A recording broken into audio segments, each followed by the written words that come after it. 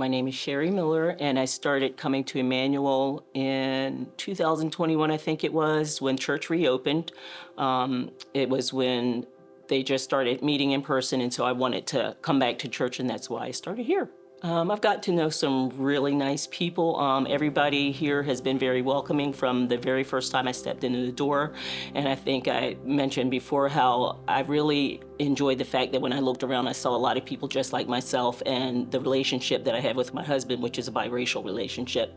So it's very diverse here, and I really enjoyed that about Emmanuel. You know, actually looking back and looking over these almost 35 years, I can see that God had his hand in our relationship. It would not, we didn't come together in the way that he probably would have liked us to, but I see his hand in the entire thing. You know, when we got married almost 35 years ago, it wasn't a very common thing to see interracial couples, but we did get married, and we have 2 kids, and I know a lot of people looked at us very strangely. Even going to church, when we both got saved, it was different in the culture of the church that we went to before, because it was primarily Black or African American. So it was a little bit different in that. In that instance, he was pretty much the only white person. And then the other church we went to, I was pretty much the only Black person. And here, there's a lot of people just like us. So, you know, probably like a lot of people who don't really know Christ, church was something you did on Easter, you did it at Christmas. And it's not that I didn't have family members that went to church, but it's just that it wasn't something that I did. I believed in the Lord, and I knew that I could pray to him if I needed something, but it wasn't something that I lived, and it wasn't a relationship that I had. You know, I just knew about him, but I just didn't know him, kind of thing. First, it was, you know, making sure that my kids were set, you know, taking care of my children and making sure there was food on the table. And mostly, honestly, living for the weekend, because that's what we did. You know, everybody came to our house on the weekend. Usually every weekend it was a drop-in for the family. My family mostly, because my husband's from Ohio, but most of my family would come over on the weekend.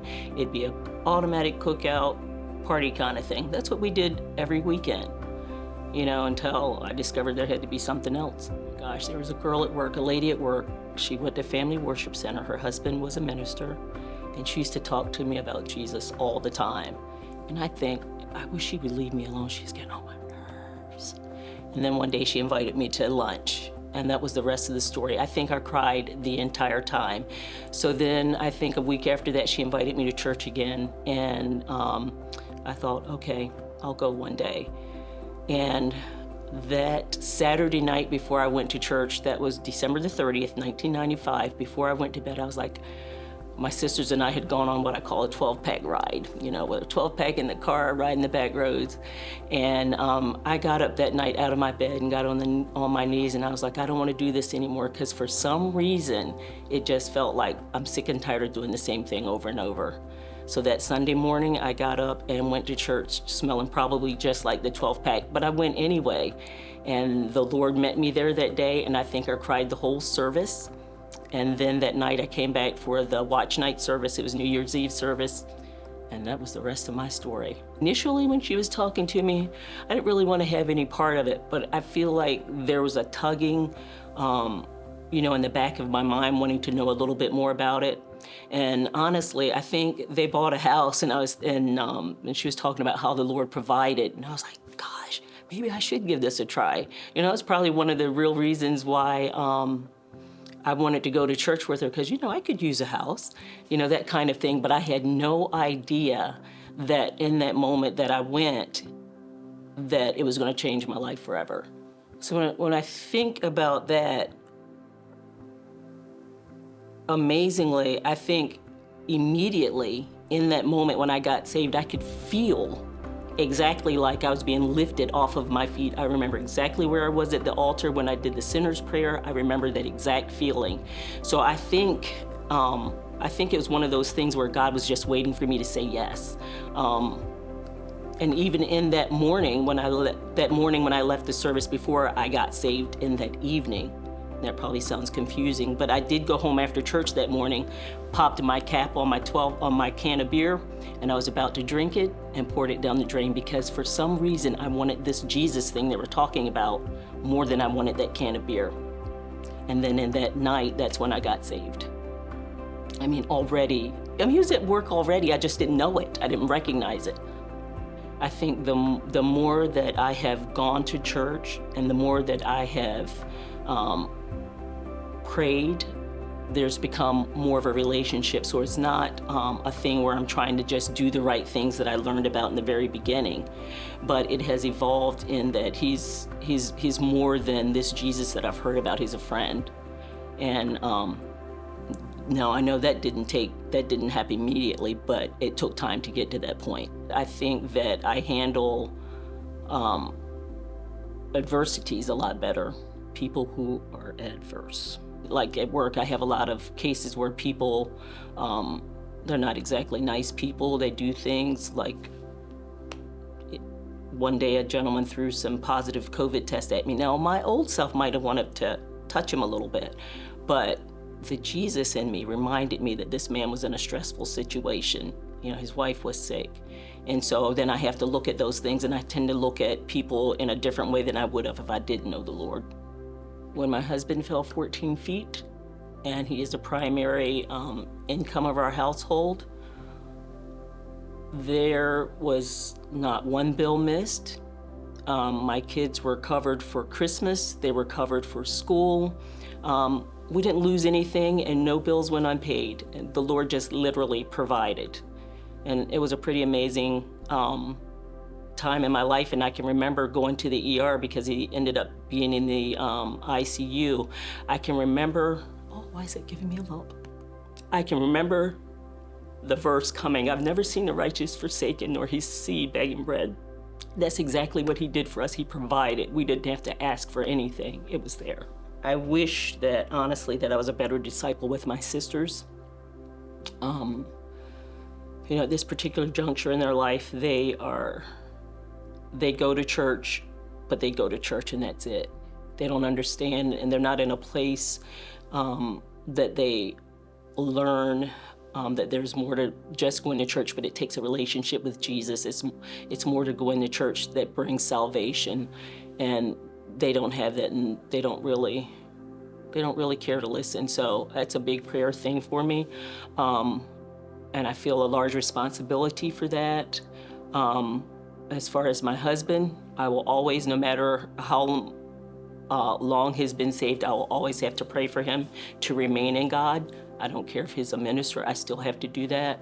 And then for my children, you know, that's a constant prayer thing. They can, you know, they were raised in church and all of that, but they aren't currently walking with the Lord, at least not the way that I'd like it. So I heard about small groups, of course, when they were doing the small group push over at a Sunday morning service, and I decided to sign up. And this is, gosh, I've been going to small groups since they started meeting after COVID. Absolutely love my group. It's a great group of women. It's a family.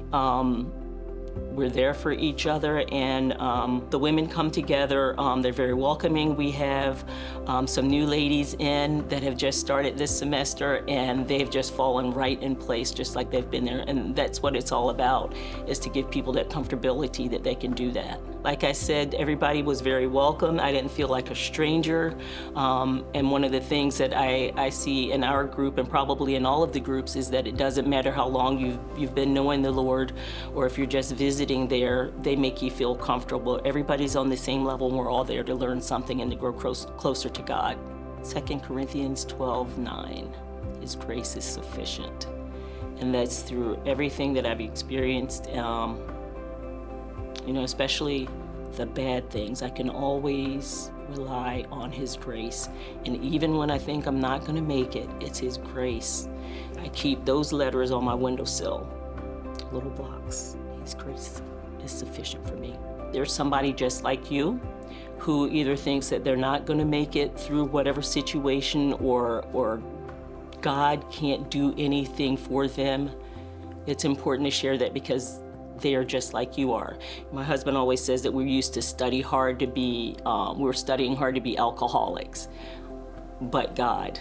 And so if He would do that for me, He'll do it for you. And I think it's very important that everybody share their story, whether you're like me in that instant, or if you're just a regular person that hasn't had anything or done anything bad, you still need Jesus. He has been unbelievable to me. I could tell you stories, and if I didn't have to go, I would tell you tons of stories. But one of the things that I really have experienced since I've known the Lord is that I have realized that it's not been just about me. But when I got saved, my husband wasn't saved yet.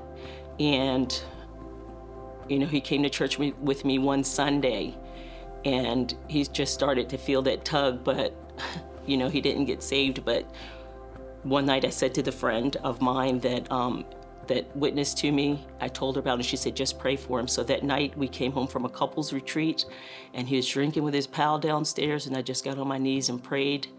And he came upstairs, and he just he asked me to pray with him, and I prayed with him. And he began to just shout out every scripture he learned as a child. And that went on from midnight to 5 o'clock in the morning until he said, I surrender. And so I see where God saving me has a play in my whole family's life. I can reflect and see how the Lord took a man who grew up in church all of his life and went out there and did what he wanted to do. But the Lord said that if we would train up a child in the way that he should go, okay, he would not depart from it. So I see all that playing a part in my children's lives.